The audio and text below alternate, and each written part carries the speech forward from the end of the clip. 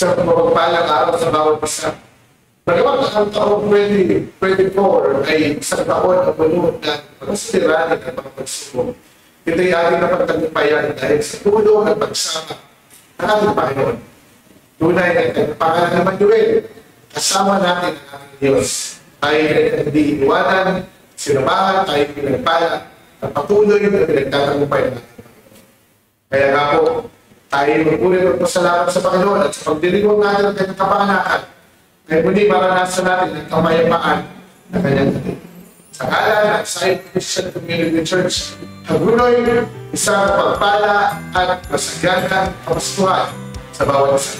Pagpalain tayo ng Panginoon Jesus. Muling kikislap ang mga gabi, muling babalik ang mga ngiti, muling magliliwanag ang mundo dahil sa tanglaw na taglay mo. tumitibay ang mga puso pagkat tayo'y magkakasama. Itong dalang hiwaga ng Pasko ang magbigay pag-asa at saya. Ngingiti, iindak anumang agos ng panahon.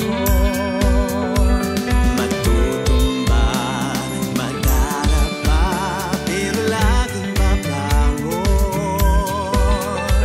Sa ligaya at lungkot,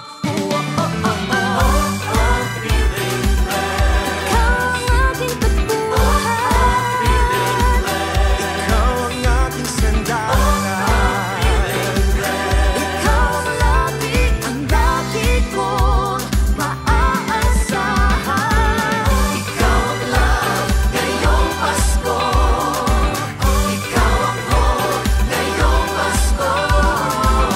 Ikaw ang love ngayong Pasko. Ikaw ang blessing ko ngayong Pasko.